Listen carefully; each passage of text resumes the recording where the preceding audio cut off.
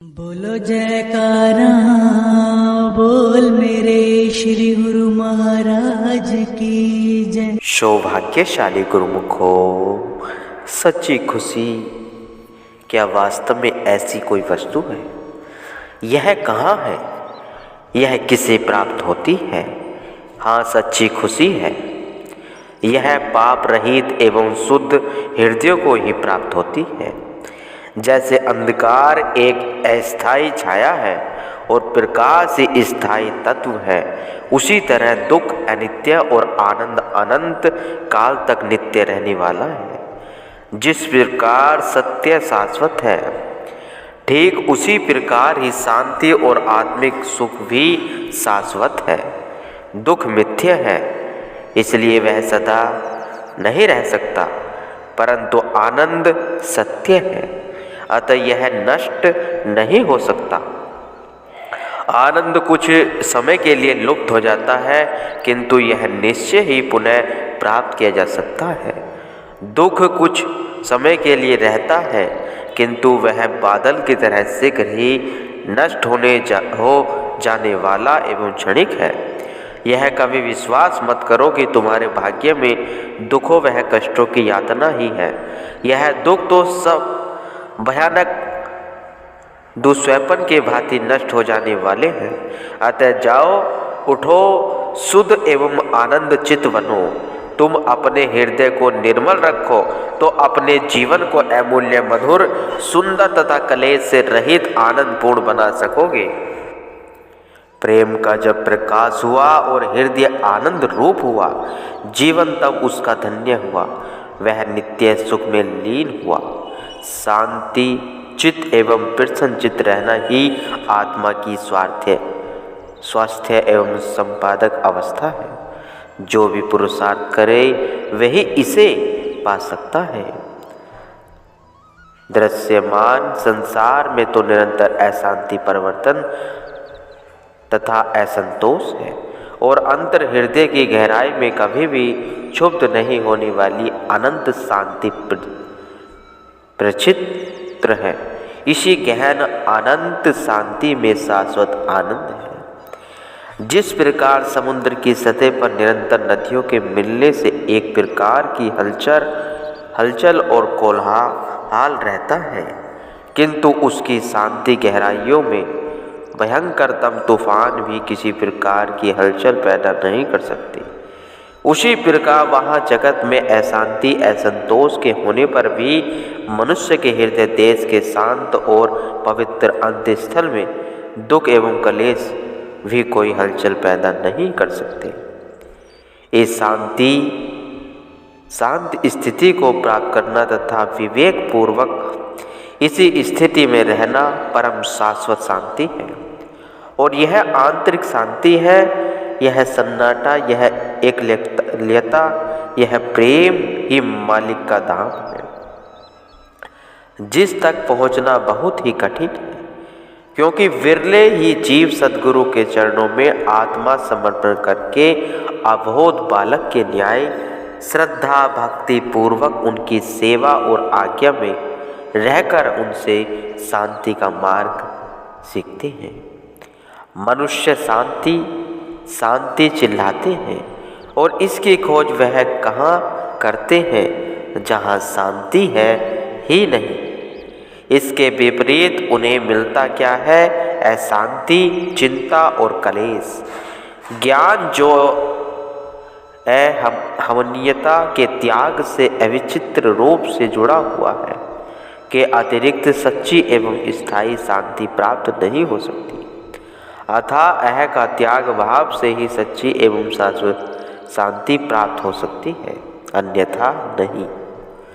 जो शांति हमें सांसारिक सुख सुविधाओं, धन, परिवार, सम्मान इत्यादि से प्राप्त होती है, वह क्षणिक होती है, और यह जो सांसारिक सफलताएं, यह भी सब क्षणिक है, और परीक्षा की कसौटी पर रखने से यह खरी नहीं उतरती। केवल मात्र सच्ची शांति ही प्रत्येक परीक्षण पर सफल और शाश्वत सिद्ध होती है, और यह शुद्ध हृदय द्वारा ही ग्रहण की जाती है। ईश्वर भक्ति ही एकमात्र अनंत काल तक रहने वाली शांति है और इस मार्ग के यात्री के लिए ये ज्ञान के शाश्वत स्वरूप सद्गुरु ही उसके मार्गदर्शक हैं। जैसे ही जीव भक्ति के मार्ग में प्रवेश करता है वह इसकी पवित्रता का आंशिक अनुभव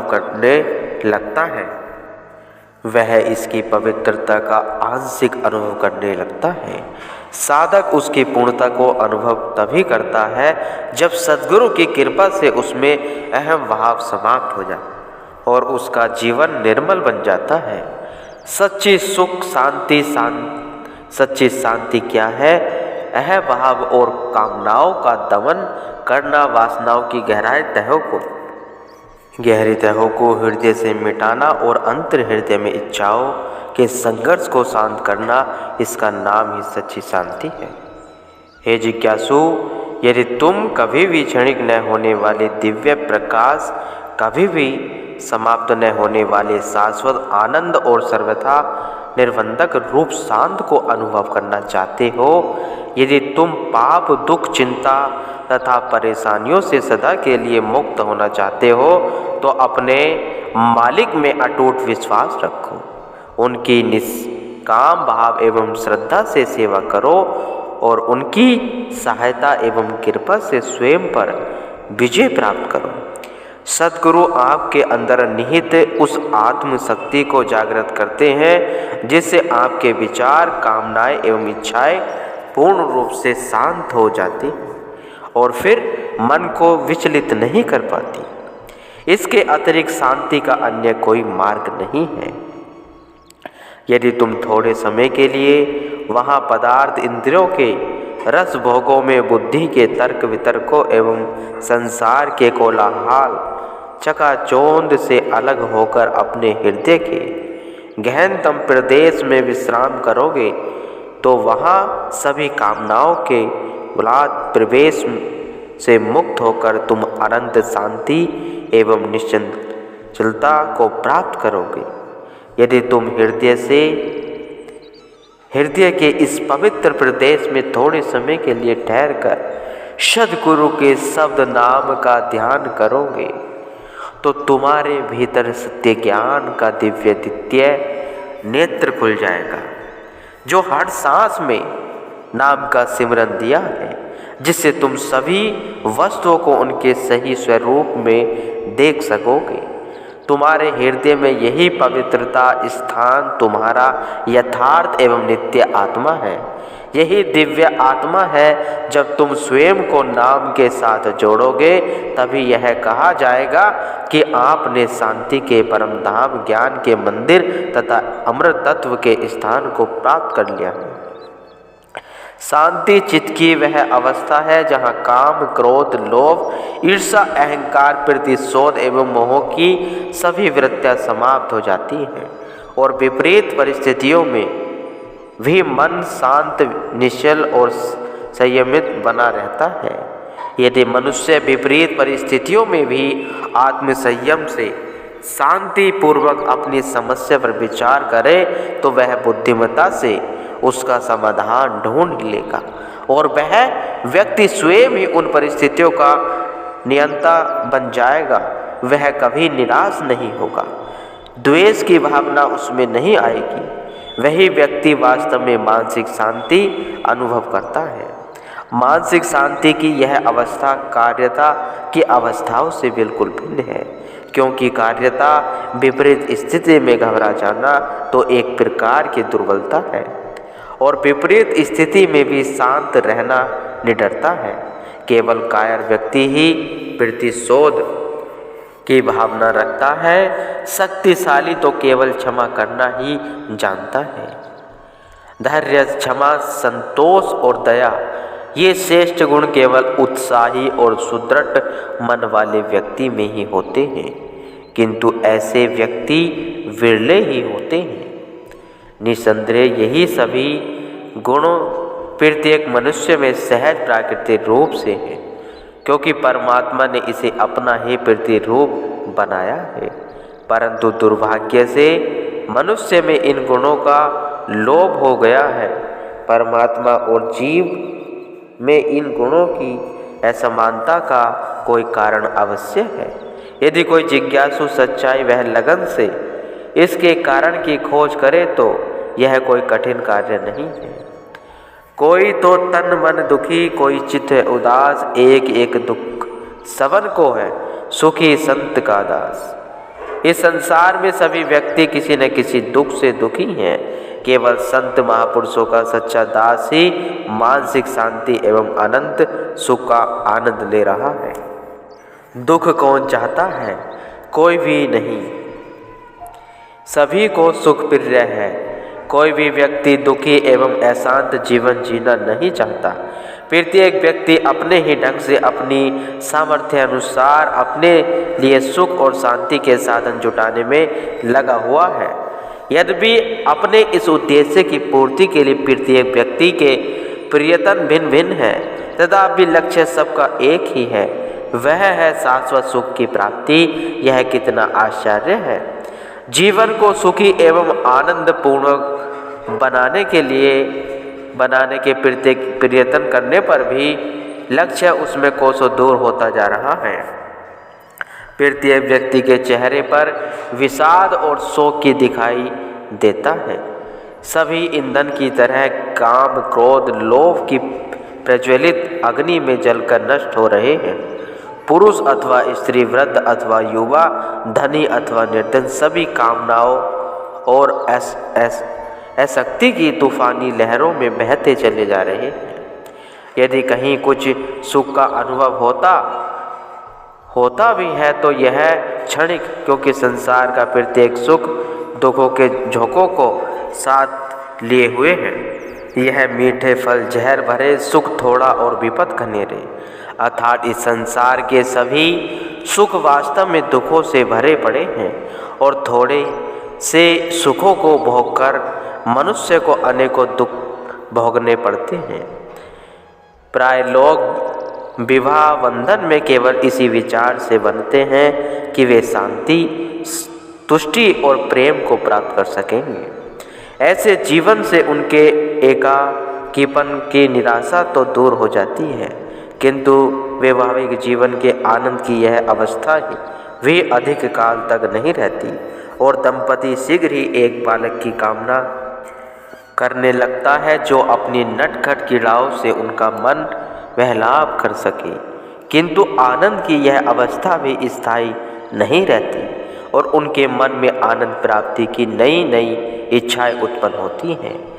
इसी तरह नए नए भोग विलासों के पीछे भागने से असंख्य इच्छाओं की जंजीरें शुरू हो जाती हैं और मनुष्य को चिंता, दुख, असंतोष, भय और असफलता ही प्राप्त होती है। जो लोग धन, सम्मान और प्रतिष्ठा को चाहते हैं उनकी दशा भी ऐसी ही होती है। वास्तविक खुशी तो मन की वह आंतरिक अवस्था है जहाँ संतोष, आनंद और शांति का साम्राज्य है, जहाँ प्रत्येक इच्छा समाप्त हो जाती है। जो संतोष सांसारिक इच्छाओं की पूर्ति से प्राप्त होता है वह तो क्षणिक एवं भांतिपूर्ण होता है। एक इच्छा के पूर्ण होने पर अन्य इच्छा उत्पन्न हो जाती है और इस तरह इच्छाएं बढ़ती ही जाती हैं। अज्ञानी जीवों की अभिलाषाएं अपनी पूर्ति के लिए नित्य नई मांग करती हैं और अंत में उसे शारीरिक या मानसिक तीव्र वेदना से पीड़ित कर के दुखों की अग्नि में फेंक देती है। इच्छा की नरक लोक और सब कष्टों का केंद्र है। इच्छाओं का त्याग ही वैकुंठ धाम है, जहाँ सभी सुख साधक की प्रतीक्षा में है। स्वयं से आसक्ति होने से दुख प्राप्त होगा और स्वयं का त्याग करने से आपको शांति प्राप्त होगी।